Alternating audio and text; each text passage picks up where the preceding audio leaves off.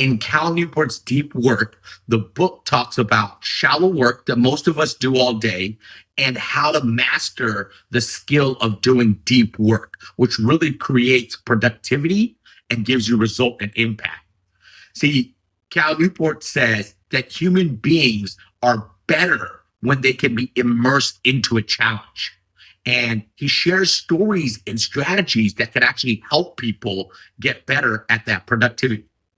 One of his stories was focused on Jack Dorsey. I'm a huge fan because I had the privilege to work for him at Square. See, he states how Jack Dorsey actually is the exception because he worked at Twitter and at Square at the same time running the organizations. Now, there were exceptions that he talked about that at a C-suite level is different than when you're below a C-suite and you're actually working every day, specifically on projects.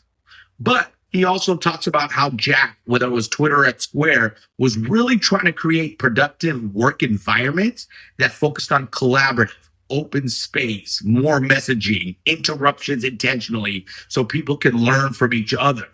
Now, I saw this firsthand, and I know exactly what he's talking about. But I also think Jack Dorsey took a lot of the concepts here in Deep Work and implemented within Square. See, we had every 7 weeks Square Deep Work Week.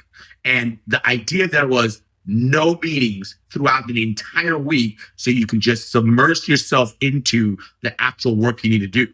No internal meetings, no external meetings, etc. Fascinating thing that I learned when I was there. And what then he did more recently was create no meeting Tuesdays.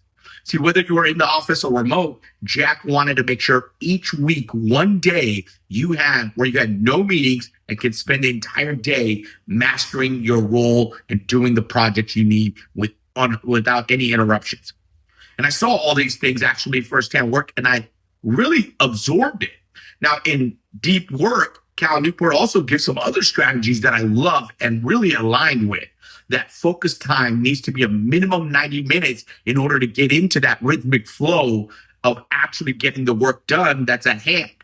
He also talks about not being lazy with reoccurring meetings and having intentionality behind it, or how you have to schedule each week out. And then every day you adjust your day without moving out the deep work that you have to do in order to get things done.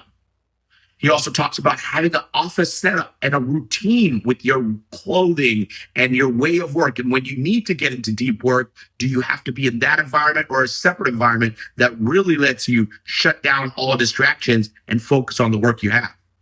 See, Cal Newport talks about 4 disciplines of execution as a way for him to be held accountable and publish more and more articles when he's focused on deep work. He looks at the wildly important goal for him. Then he does leading indicators to stay on top of him. And then he actually has a scoreboard so he could track everything that he's doing. And then he holds himself accountable to ensure that that work is actually happening. So I'm a huge fan of this deep work concept, and actually preach it a lot with my calendar discipline, the prioritization, and even just the routines that you need to have in order to be successful with consistency. Let's hear what your ways are to make sure you're productive. And thanks for checking out this newsletter. Thanks.